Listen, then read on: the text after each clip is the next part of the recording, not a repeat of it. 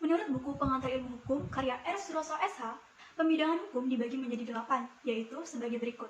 Yang pertama adalah hukum berdasarkan sumbernya. Hukum berdasarkan sumbernya dibagi menjadi 5, yaitu yang pertama adalah hukum undang-undang. Hukum undang-undang adalah hukum yang tercantum dalam peraturan perundang-undangan. Yang kedua adalah hukum traktat. Hukum traktat adalah hukum yang ditetapkan oleh negara-negara yang melakukan suatu perjanjian. Yang ketiga adalah hukum kebiasaan dan hukum adat, yaitu hukum yang terdapat dalam peraturan adat istiadat dan juga peraturan kebiasaan yang mendapatkan perhatian dari para penguasa masyarakat. Yang keempat adalah hukum jurisprudensi, yaitu hukum yang terbentuk karena hakim. Yang kelima adalah hukum ilmu yang merupakan saran-saran dan dibentuk oleh para ahli hukum. Yang kedua, berdasarkan daerah kekuasaannya yang dibagi menjadi 3. Yang pertama adalah hukum nasional. Hukum nasional adalah hukum yang berlaku dalam wilayah negara tertentu.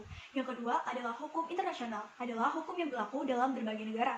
Yang ketiga adalah hukum asing. Hukum asing adalah hukum yang berlaku di negara lain. 3. Berdasarkan isinya yang dibagi menjadi 2. Pertama adalah hukum publik. Hukum publik adalah hukum yang mengatur antara negara dengan warga negara.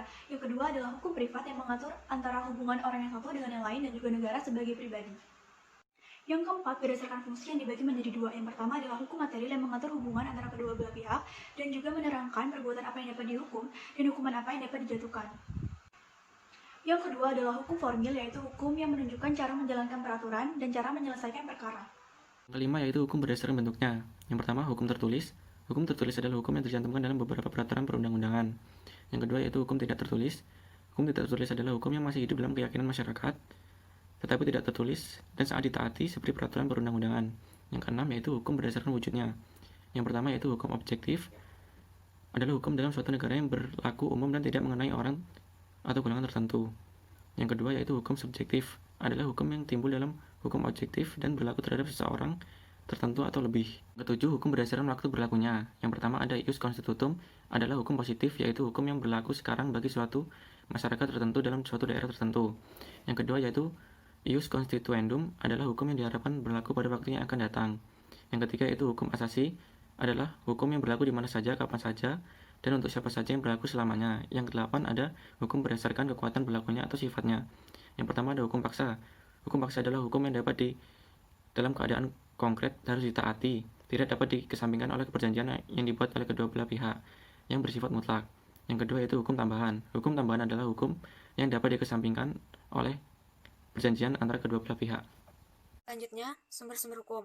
Sumber hukum merupakan segala sesuatu yang menimbulkan aturan-aturan hukum yang sifatnya mengikat dan memaksa, sehingga apabila aturan tersebut dilanggar, maka akan menimbulkan sanksi yang tegas dan nyata. Adapun sumber hukum menurut pakar hukum. Yang pertama menurut Algra, ia membagi sumber hukum menjadi 2. Yang pertama, sumber hukum material. Sumber hukum material merupakan tempat dari mana bahan hukum itu diambil dan merupakan faktor yang membantu pembentukan hukum. 2. Sumber hukum formil.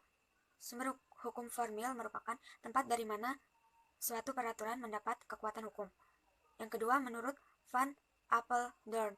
Dalam bukunya, ia membedakan 4 macam sumber hukum. 1. Sumber hukum dalam arti historis, yaitu tempat di mana kita dapat menemukan hukumnya dalam sejarah.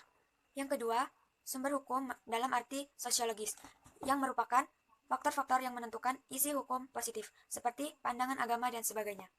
Baiklah, saya akan melanjutkan materi yang sebelumnya telah disampaikan oleh Saudari Vika. Yang ketiga, sumber hukum dalam arti filosofis. Dibagi menjadi 2. Yang pertama, sumber isi hukum mempertanyakan isi hukum asalnya dari mana. Yang kedua, sumber kekuatan mengikat dari hukum. Mengapa hukum memiliki kekuatan mengikat dan mengapa kita harus tunduk kepada hukum. Yang keempat, sumber hukum dalam arti formil. Sumber dilihat dari cara terjadinya hukum positif, merupakan fakta yang menimbulkan hukum yang berlaku yang mengikat hakim dan penduduk.